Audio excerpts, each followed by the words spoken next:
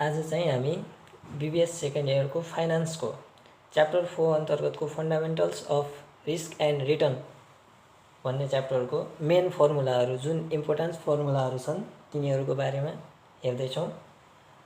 यसमा चाहिँ के हुन्छ भन्दाखेरि कुनै पनि लगानीकर्ताले विभिन्न लगानीका विकल्पहरूमध्ये एउटा क्षेत्रमा विकल्पमा लगानी गर्दाखेरि के कस्ता रिस्कहरू बेहोर्नुपर्छ र त्यो रिस्क अनुसार कति प्रतिफल पाउँछ भन्ने कुरा चाहिँ हामीले थ्योरिटिकल रूपमा पढ्छौँ है। यो हिसाब गर्ने क्रममा चाहिँ हामीले रिस्क र रिटर्न चाहिँ दुईवटा वेबाट क्याल्कुलेसन गरिन्छ। एउटा भनेको हाम्रो एकल जोखिमको मापन र अर्को भनेको पोर्टफोलियो। ल एकल जोखिमको मापनभित्र चाहिँ हामीले expected return, standard deviation, variance, coefficient of variation निकाल्छौँ है। हेरौँ है। अब यो निकाल्ने बेलामा चाहिँ क्याल्कुलेसन गर्ने बेलामा हामीलाई दुईवटा केस हुन्छ। एउटा क्वेसनमा प्रोबेबिलिटी दिएको केस हुन्छ, एउटा चाहिँ प्रोबेबिलिटी नदिएर एरर दिन्छ जसलाई चाहिँ हामीले हिस्टोरिकल डाटा भनेर भन्छौँ।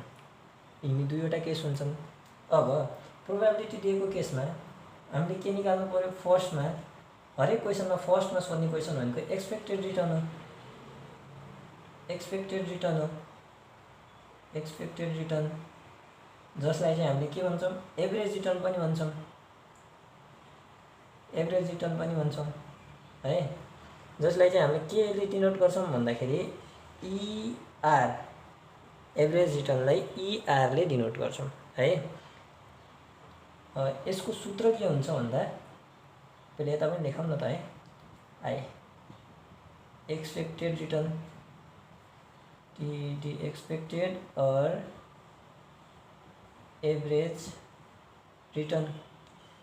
अब प्रोबेबिलिटी दिएको केसमा एक्सपेक्टेड रिटर्नलाई ER ले डिनोट गर्छौँ भनेपछि यो हिस्टोरिकल डाटा दिएको केसमा चाहिँ R बार ले डिनोट गर्छौँ है। अब यसको सूत्र हुन्छ summation R into PI।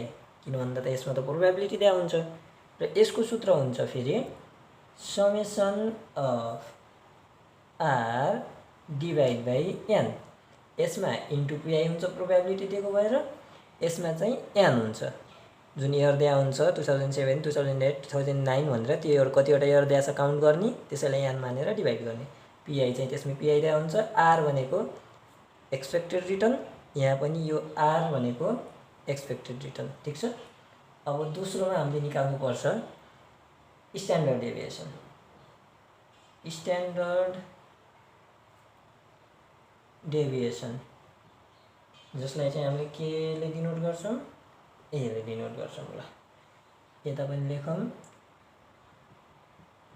Standard deviation है। स्ट्यान्डर्ड डेभिएसन इक्वल टु के हुन्छ भन्दा प्रोबेबिलिटी दिएको केसमा अन्डर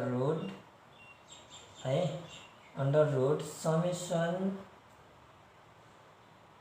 R माइनस ER को होल स्क्वायर इन्टु PI हुन्छ। भनेपछि यता हिस्टोरिकल डाटा दिएको केसमा चाहिँ under root summation R minus R bar. अब ER भनेको एक्सपेक्टेड रिटर्नलाई R बार मान्छौँ भनेर हामीले माथि नै भनिहाल्यौँ होइन। हिस्टोरिकल डाटा दिएको केसमा अरू जे छ यता R बार को होल स्क्वायर तर डिभाइड बाई यता PI हुन्छ, प्रोबेबिलिटी दिया हुन्छ र PI लेख्छौँ। यता चाहिँ N दिया हुन्छ, त्यही भएर N माइनस 1 गरिन्छ। एक्सपेक्टेड रिटर्न निकाल्दाखेरि N मात्रै गरिन्छ, तर अरू ठाउँमा डिभाइड बाई N गर्ने ठाउँमा -1 पनि गरिन्छ जताकतै। अनि अर्को कुरा स्ट्यान्डर्ड डेभिएसन निकाल्दाखेरि जहिले पनि रुट हुन्छ सूत्रमा। ल अब अर्को सूत्र हेरौँ। अर्को चाहिँ हामीले भेरिएन्स निकाल्छौँ। भेरिएन्स भनेको के त भन्दाखेरि स्ट्यान्डर्ड डेभिएसनको स्क्वायर सिधै सूत्रमा स्ट्यान्डर्ड डेभिएसनको स्क्वायर गर्दै पनि भयो, तर स्ट्यान्डर्ड डेभिएसन निकाल्न नपर्ने अवस्था छ, सूत्रबाट हामीले भेरिएन्स निकाल्न पर्ने अवस्था छ है। स्ट्यान्डर्ड डेभिएसन निकाल्न नपर्ने अवस्था छ, सूत्रबाट सिधै हामीले भेरिएन्स निकाल्न पर्ने अवस्था छ भनेपछि हामीले यसलाई के गर्न सक्छौँ, स्ट्यान्डर्ड डेभिएसनको स्क्वायर भनेको यसको रुट फालिदिने हो। जे छ सूत्र, स्ट्यान्डर्ड डेभिएसनको सूत्र जे छ त्यही लेख्ने, समेसन आर माइनस इआर को होल स्क्वायर इन्टु पिआई, यता चाहिँ summation R minus R bar को whole square divide by N minus 1। सिर्फ यही स्ट्यान्डर्ड डेभिएसनको जुन रुट छ माथिपट्टि त्यही रुट मात्रै हटाइदिने, हटाइदिएपछि भेरिएन्स आउँछ है। अनि अर्को हामीले लेख्छौँ कोएफिसिएन्ट अफ भेरिएसन सिबी है, सिबी कोएफिसिएन्ट अफ भेरिएसन, जसलाई चाहिँ हामीले सिबी भनेर भन्छौँ।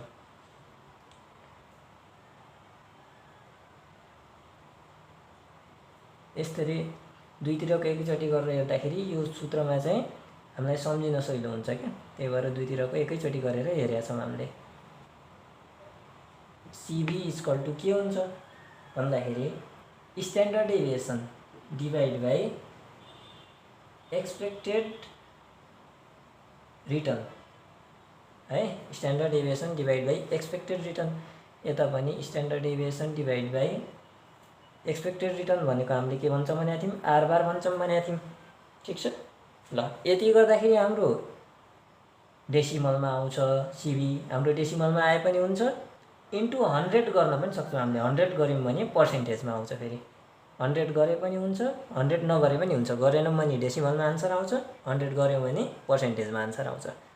ल अर्को हामीले निकाल्छौँ कोभेरिएन्स, कोभेरिएन्स है, कोभेरिएन्स जसलाई हामीले सिओभी भनेर के गर्छौँ, डिनोट गर्छौँ, सिओभी भनेर डिनोट गर्छौँ। ठिक छ, सिओभी कोभेरिएन्स इक्वल टु हाम्रो सूत्र हुन्छ summation R minus ER expected return है, rate of return minus expected return into rate of return minus फेरि एक्सपेक्टेड रिटर्न हैन इन्टु पिआई यता। ठिक छ,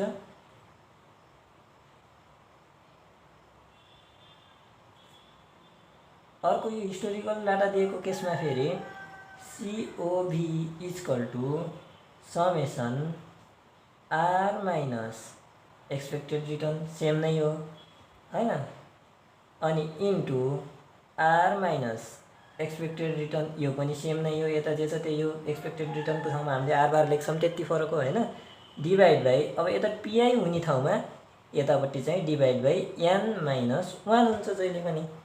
ठिक छ ल, यति त हामीले गऱ्यौँ, तर हामीले यति सूत्रको साथसाथमा जहिले पनि हामीले के गर्नुपर्छ भन्दाखेरि यो डिनोट गर्न पनि सिक्नुपर्छ हामीलाई। किन भन्दा क्वेसनमा यस्तो यस्तो भनेर दिँदाखेरि एक्सपेक्टेड रिटर्न अफ स्टक ए भनेर सोध्छ, स्टक बी भनेर सोध्छ हामीलाई हैन, यसको स्टकको यो स्टकको B A B C M J पनि भन्न सक्छ। त्यही भएर find the expected return of stock A भन्ला, स्टक बी भन्ला है। हामीले चाहिँ अहिले ए र बी एक्सपेक्टेड रिटर्न चाहिँ स्टक ए र बी है, ए अनि पछि बी, यति सोधेको केसमा ए र बीको केसमा सोधेको छ भन्ने हिसाबले गर्छौँ है। त्यो हिसाबले गर्दाखेरि एक्सपेक्टेड रिटर्न अफ ए भन्ला, त्यसलाई हामीले डिनोट गर्नु पर्यो ERA, expected return of A. ठिक छ, यहाँ पनि expected return of A R bar A भन्यो भने expected return of A into PI. ठिक छ, यता पनि expected return of A divide by N. अब स्ट्यान्डर्ड डेभिएसन अफ ए भन्ला अथवा बी भन्ला। अब ए भन्यो भने स्ट्यान्डर्ड डेभिएसन अफ ए भन्यो भने summation return of A minus expected return of A को स्क्वायर इन्टु पिआई हैन। अनि पछि यता पनि return of A minus expected return of A को square divide by n minus 1। यदि बी भनेको छ भने ए को ठाउँमा हामीले बी राख्छौँ, फरक भनेको त्यति हो। जे भनेको छ भने जे राख्छौँ, एम भनेको छ भने एम राख्छौँ है। डिनोट गर्न सजिलो छ, माथि जे को सोध्छ तलपट्टि डिनोट हामीले त्यसैको गर्छौँ। ठिक छ। अब भेरिएन्स अफ ए भन्दा स्टक ए भन्दा त्यो भन्यो भने आरए माइनस इआरए को होल स्क्वायर इन्टु पिआई हैन। आरए माइनस अब हिस्टोरिकल डाटा दिएको केसमा R bar A divide by N minus 1। Coefficient of variation CB of A. ठिक छ। Standard deviation of A divide by expected return of A. ठिक छ। CB of A भनेको standard deviation of A expected return of A. अब covariance सिओबिएबी। अब कोभेरिएन्स भनेको चाहिँ एउटा स्टकबाट मात्रै निकाल्न सकिँदैन। यसको लागि स्टक ए स्टक बी अथवा स्टक जे स्टक के अब के दिन्छ त्यो क्वेसनमा दुईवटा स्टक सोध्या हुन्छ। नर्मल्ली जहिले पनि क्वेसनमा दुईवटा स्टकको बारेमा दिया हुन्छ हैन, इन्फर्मेसनहरू हामीलाई। अब दुईवटा स्टक दिएको छ, जे चाहिँ स्टक दिएको छ दुईवटा, कहिले स्टक ए भन्छ अनि अर्को मार्केट पनि भन्छ, ए र एम मान्नु पर्यो है। अनि स्टक ए र बी दिया होला। अहिले हामीले स्टक ए र बी को केसबाट गर्यौँ भनेपछि यसलाई सिओबिएबी भन्ने उसले सङ्केत गर्न सकिन्छ। अब सिओबिएबी इक्वल टु वाट है। सिओबिएबी इक्वल टु पहिला सुरु समेसन आरए माइनस इआरए। ठिक छ। RA minus ERA into RB minus ERB. ठिक छ। पहिला ए को राख्ने त्यसपछि बी को राख्ने इन्टु पिआई सकियो। अब यता पनि भन्दा सिओबिएबी है। सिओबिएबी स्टक ए र बी को दिया छ हामीलाई, मानौँ स्टक ए र बी को दिया छ। अब R A minus R bar A historical data दिएको केसमा R B minus R bar B divide by N minus 1। जे को त्यही केही फरक छैन हैन। अब हामीले निकाल्छौँ यसपछि कोरिलेसन कोएफिसिएन्ट है। कोरिलेसन कोएफिसिएन्ट निकाल्छौँ। कोरिलेसन कोएफिसिएन्टको लागि पनि हामीलाई के चाहिन्छ, दुईवटै स्टक चाहिन्छ, जसको लागि है correlation coefficient CORRELATION correlation FFICIENT coefficient, जसलाई चाहिँ हामीले यस्तो साइनले सङ्केत गर्दछौँ है।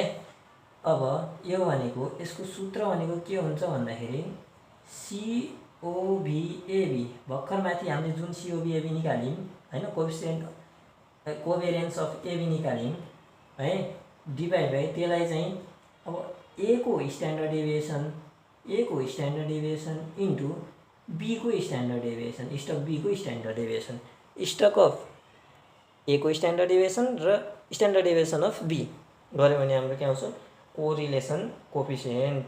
हामीले चाहिँ एकल प्रतिफलको मापन जुन छ, एकल रिस्क छ, सिङ्गल रिस्क छ, त्यसको चाहिँ हामीले सूत्र लेखिसक्यौँ है। अब हामीले पोर्टफोलियोको हेर्छौँ। पोर्टफोलियोको हेर्नको लागि पहिला पोर्टफोलियो भनेको के हो भन्ने थाहा पाउनु पर्यो हैन। पोर्टफोलियो भनेको के हो भन्ने थाहा पाउनु पर्यो। अब पोर्टफोलियोमा हेर्दाखेरि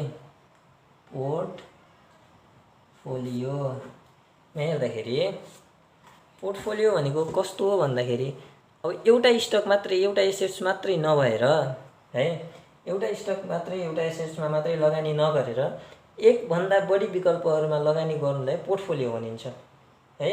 सम्पूर्ण लगानी योग्य रकम एउटा क्षेत्रमा मात्रै लगानी गरेमा जोखिममा वृद्धि हुन सक्छ, तर एकभन्दा बढी क्षेत्रमा लगानी गरेमा एउटा क्षेत्रमा घाटा भए पनि अर्को क्षेत्रबाट भएको नाफाले त्यो घाटाको परिपूर्ति हुन जान सक्छ है। जसले गर्दाखेरि कुल जोखिममा के एउटा क्षेत्रबाट घाटा भए पनि अर्को क्षेत्रबाट आएको नाफाले चाहिँ त्यो क्षेत्रको जुन घाटा भएको क्षेत्रको जुन घाटालाई परिपूर्ति गर्छ नि, जसले गर्दाखेरि कुल जोखिम कम हुन जान्छ है, कुल जोखिम कम हुन जान्छ। त्यही भएर कुनै पनि एउटा विवेकशील लगानीकर्ताले एउटा क्षेत्रमा मात्रै नभएर दुई वा दुईभन्दा बढी क्षेत्रमा लगानी गर्नुपर्दछ भनेर चाहिँ पोर्टफोलियोले भन्छ है। अब पोर्टफोलियो अन्तर्गत चाहिँ हामीले के निकाल्छौँ भन्दाखेरि पहिला सुरु एक्सपेक्टेड रिटर्न नै निकाल्छौँ पोर्टफोलियोमा, जसलाई एक्सपेक्टेड रिटर्न अन पोर्टफोलियो है। अब हामीले एक्सपेक्टेड रिटर्न अफ स्टक ए भन्दाखेरि इआरए लेख्थ्यौँ है। भनेपछि अब एक्सपेक्टेड रिटर्न अन पोर्टफोलियो भन्दा बित्तिकै हामीले के लेख्छौँ, ERP, expected return on P भनेको पोर्टफोलियो है। अब यो ERP निकाल्दाखेरि, एक्सपेक्टेड रिटर्न अन पोर्टफोलियो निकाल्दाखेरि हामीलाई चाहिँ के चाहिन्छ भन्दाखेरि वेट चाहिन्छ। वेट भनेको कुनै पनि इन्भेस्टरले हैन जति लगानी गर्छ, कुल अब जुन आफ्नो इन्भेस्टमेन्ट जति लगानी गर्छ त्यो लगानीलाई है, टोटल लगानीलाई स्टक एमा स्टक बीमा एक वा एकभन्दा बढीमा लगानी गर्ने अनि त त्यसले जुन भाग गर्दाखेरि भागफल आउँछ नि, त्यो भनेको वेट हो। कति पर्सेन्ट लगानी गर्छ, एउटा स्टकमा कति लगानी गर्छ। जस्तो है, जस्तो यदि एउटा इन्भेस्टरले है, यदि एउटा इन्भेस्टरले स्टक एमा हैन, स्टक एमा हेरौँ है, यदि एउटा इन्भेस्टरले स्टक एमा कति लगानी गर्छ, 2 लाख लगानी गर्छ है, 2 लाख लगानी गर्छ। तर इन्भेस्टरले अब ठुला इन्भेस्टमेन्ट गर्ने, कारोबार गर्ने मान्छे रहेछन् भने त 2 करोड 4 करोड पनि लगानी गर्लान्। अब हामीले अहिले एजम्सनको लागि मानौँ है, त स्टक बीमा 6 लाख लगानी गर्छ भनेपछि अहिले टोटल लगानी कति गर्यो, 8 लाख है, 8 लाख गर्यो टोटल लगानी, ठिक छ। अब हामीलाई यो एक्सपेक्टेड रिटर्न अन पोर्टफोलियो निकाल्दाखेरि स्टक ए को वेट र स्टक बी को वेट चाहिन्छ। कसरी भन्ने भयो होला है, यसको सूत्र के हुन्छ भन्दाखेरि एक्सपेक्टेड रिटर्न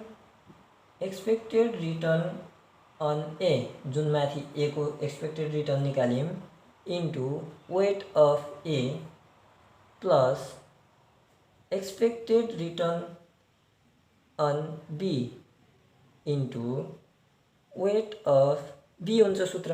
अब एक्सपेक्टेड रिटर्न त हामीले माथि निकालिसकेका छौँ हैन, प्रोबेबिलिटी दिएको केसमा ERA अथवा अब हिस्टोरिकल दिएको केसमा R भनेर निकालेका छौँ हामीले। तर वेट कसरी निकाल्ने भनेपछि अब वेट निकाल्दाखेरि मानौँ ल स्टक ए को वेट निकाल्नु पर्यो भनेपछि के गर्ने, 2 lakh weight of A equal to 2 lakh एमा जति लगानी गरेको हो डिभाइड बाई टोटल कति लगानी गरेको हो, 8 लाख, ठिक छ।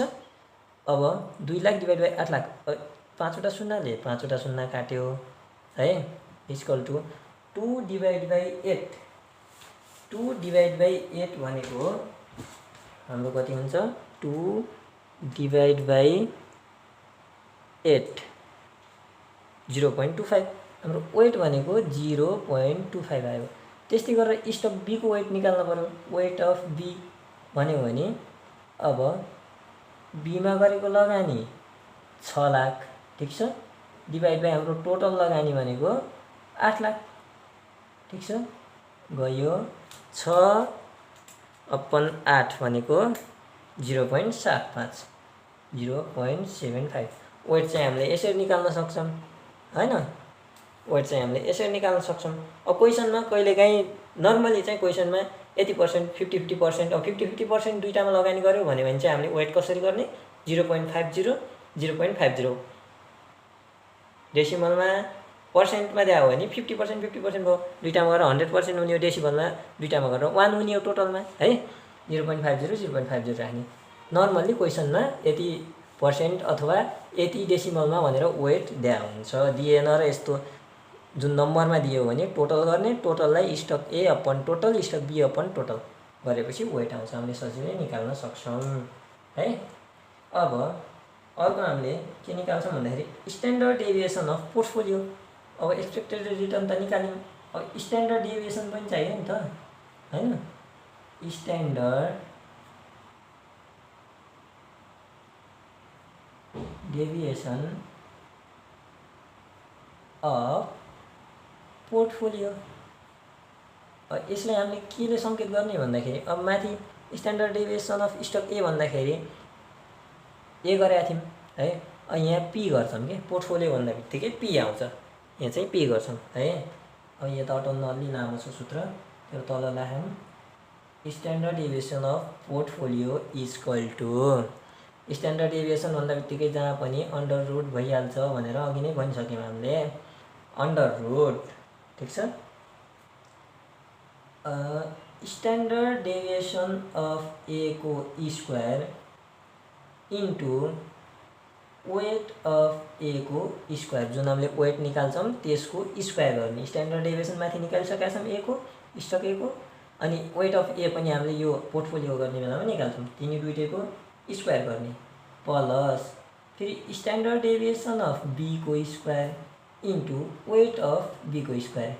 किन भन्दाखेरि हामीले दुईवटा एसेट्स अथवा दुईभन्दा बढी एसेट्समा लगानी गर्ने भन्छ पोर्टफोलियोले, त्यही भएर हामीले अहिले चाहिँ दुईवटा एसेट्सलाई एजुम गरेर गर्दैछौँ है।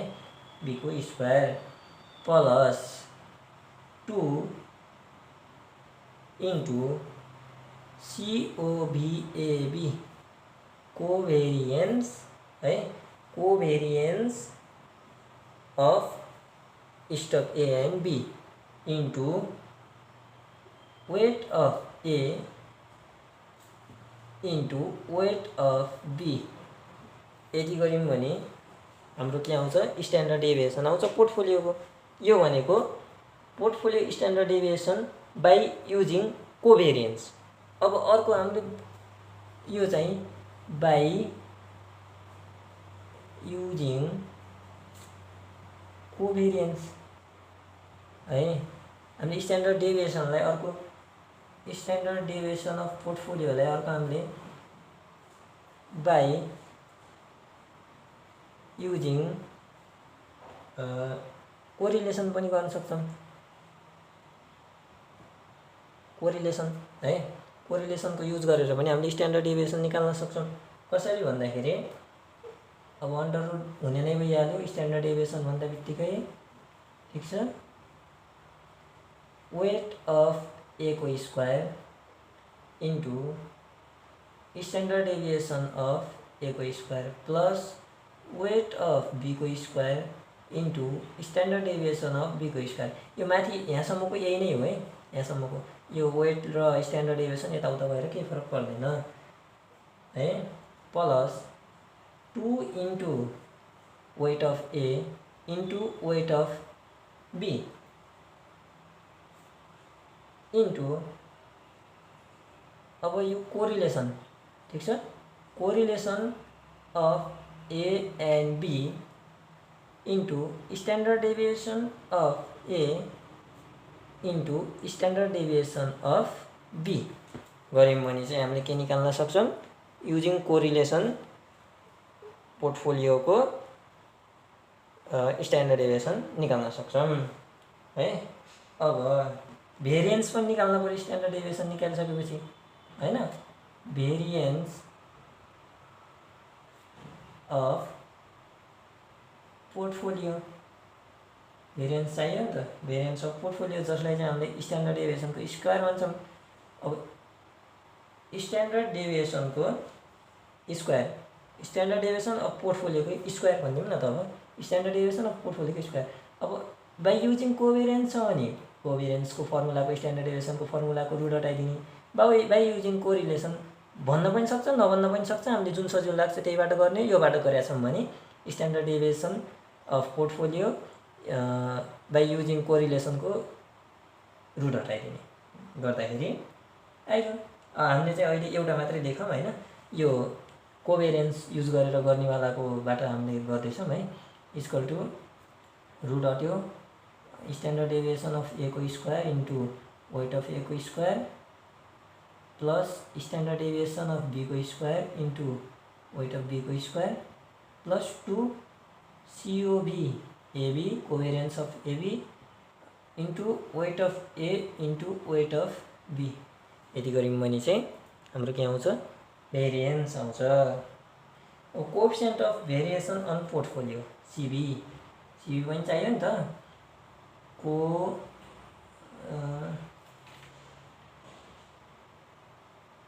Coefficient of variation on portfolio CB on P, ठीक छ, पोर्टफोलियो CB अन P। अब CB on P equal to standard deviation of portfolio divide by, अब माथि सिबी अफ ए निकाल्दाखेरि standard deviation of A divide by expected return of A भनेको थियौँ। अब यहाँ पनि same standard deviation of P पोर्टफोलियोको निकाल्दैछौँ नि त, standard deviation of P divide by expected return on P.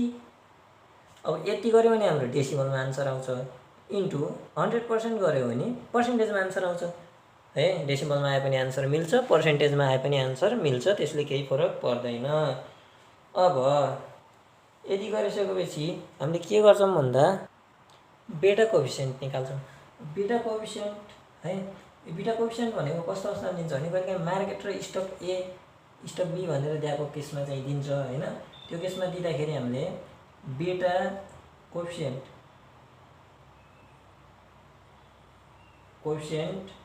Of stock ए भन्दा है भनेर दियो भने हामीले यसलाई चाहिँ बेटा अफ ए भनेर डिनोट गर्छौँ, equal to covariance of AM stock A and market, covariance of AM stock A र मार्केटको कोभेरियन्स निकाल्छौँ र त्यसलाई divide by standard deviation of M मार्केटको स्ट्यान्डर्ड डेभिएसनको स्क्वायर गरिदिन्छौँ। ल यसको क्यालकुलेसन गर्दा जति आउँछ त्यसलाई चाहिँ बेटा कोएफिसिएन्ट अफ स्टक ए भन्छौँ, स्टक ए र मार्केट दिएको केसमा हैन।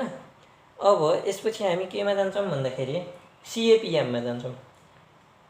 एउटा फर्मुला छ सिएपिएम मतलब क्यापिटल एसेट्स प्राइसिङ मोडल है, पुँजीगत सम्पत्तिको मूल्याङ्कन संरचना अन्तर्गत चाहिँ हामीलाई एउटा रिक्वायर्ड रेट अफ रिटर्न निकाल्नलाई दिन्छ हैन।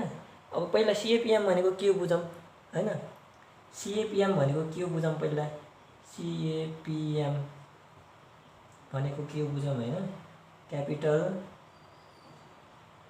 एसेट्स प्राइसिङ मोडल जसलाई सिएपिएम भन्छौँ। यसले चाहिँ पोर्टफोलियोको सिद्धान्तले दुई वा दुईभन्दा बढी सम्पत्तिमा लगानी गरेर कसरी कुल जोखिमलाई न्यूनीकरण गर्न सकिन्छ भन्नेमा जानकारी गराउँदछ। तर यसले यो सिद्धान्तले एक सम्पत्ति तथा व्यक्तिगत प्रतिभूतिहरूमा व्यवस्थित जोखिम कम गर्नको लागि कसरी लगानी गर्न सकिन्छ भन्ने तथ्यको चाहिँ बाटो देखाउन के हैन। दुई वा दुईभन्दा बढी सम्पत्तिमा लगानी गरेर कसरी कुल जोखिमलाई न्यूनीकरण गर्न सकिन्छ त भन्ने कुराको जानकारी त दिन्छ, तर एकल सम्पत्ति तथा व्यक्तिगत प्रतिभूतिहरूमा व्यवस्थित जोखिम कम गर्नको लागि कसरी लगानी गर्ने के गर्ने भन्ने कुराको चाहिँ जानकारी पोर्टफोलियो सिद्धान्तले दिँदैन। त्यसैले पोर्टफोलियो सिद्धान्तले दिन नसकेको कुनै एउटा मात्र सम्पत्ति वा पोर्टफोलियोमा लगानी गर्दा लगानीकर्ताले वहन गर्नुपर्ने व्यवस्थित जोखिमको आधारमा के कति प्रतिफल आवश्यक प्राप्त हुन्छ र लगानीबाट सोभन्दा बढी प्रतिफल आर्जन गर्न सकिन्छ कि सकिँदैन भन्ने जानकारी प्रदान गर्नको लागि यो सिएपिएम क्यापिटल एसेट्स प्राइसिङ मोडल सिद्धान्तको चाहिँ प्रतिपादन अथवा विकास भएको हो है। यो सिएपिएमको सिद्धान्तले चाहिँ खास गरी कुनै पनि सम्पत्तिमा लगानी गर्दा त्यस्तो लगानीबाट आर्जन हुनुपर्ने आवश्यक प्रतिफलको दर कम्तीमा पनि जोखिम रहित ब्याज दर रिस्क फ्री रेट र बजार जोखिम प्रिमियम जसलाई मार्केट रिस्क प्रिमियम भन्छौँ त्यसको जोडफलसँग बराबर हुनुपर्दछ भन्ने कुरालाई चाहिँ व्याख्या गर्दछ। ल यसमा चाहिँ के दिन्छ भन्दाखेरि हामीलाई कुनै क्वेसनमा अब रिस्क फ्री रेट द्यायो 80% भनेर, अनि मार्केट रेट अफ रिटर्न भनेर 80% द्यायो, अनि बेटा अफ एसेट्स ए बी अथवा के भन्ला हैन त्यो भनेर द्यायो भनेपछि हामीलाई अब find the required rate of return on assets ABC M J dot dot भनेर सोध्ला। जस्तो हामीले expected return required rate of return on assets जे गरौँ न, यहाँ J equal to as per CAPM है, सिएपिएम अनुसार इक्वल टु के हुन्छ भन्दाखेरि हाम्रो सूत्र risk free rate plus expected return on market minus risk free rate है, risk free rate into beta of, अब हामीले जे को निकाल्दैछौँ भने बीटा अफ जे, अब हामीले यहाँ ए को निकाल्दै हुन्थ्यौँ भने बीटा अफ ए भनेर हामीले निकाल्नुपर्छ। यसमा चाहिँ अब यो आरएफ भनेको रिस्क फ्री रेट है, रेट अफ रिटर्न। अब इआरएम भनेको market rate of return, market rate of return. अनि यो आरएफ भनेको त्यही रिस्क फ्री रेट भयो। बीजे भनेको बेटा अफ एसेट्स जे, ठीक छ। अब कुनै केसमा risk free rate RF equal to 5% है, अनि पछि इआरएम इक्वल टू 10% र beta of J equal to 0.60 भनेर देला। यस्तो दियो भने त हामीले एक्सपेक्टेड रिटर्न सिधै निकाल्न सक्छौँ हैन, फर्मुलामा सिधै राख्न सक्यो। तर रिस्क फ्री रेट पनि दिएछ हैन, अनि बीटा अफ जे पनि दिएछ, एक्सपेक्टेड रिटर्न अन मार्केट यो चाहिँ दिएको छैन। यसको सट्टामा रिस्क मार्केट है, मार्केट रिस्क प्रिमियम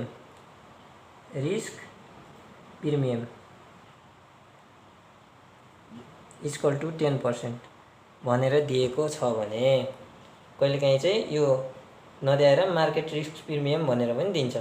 यस्तो अवस्थामा यो मार्केट रिस्क प्रिमियम भनेको के हो भन्दाखेरि market risk premium equal to expected return on market, ठीक छ, minus risk free rate. Market risk premium भनेको यो हो।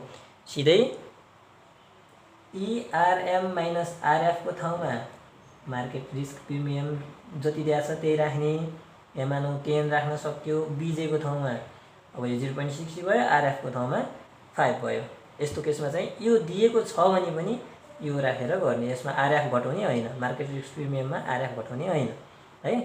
Market risk premium equal to ERM minus RF, यो भनेको मार्केट रिस्क प्रिमियम हो है। यो भिडियोमा हामीले च्याप्टर 4 को मेन फर्मुलाहरूको बारेमा हेऱ्यौँ है।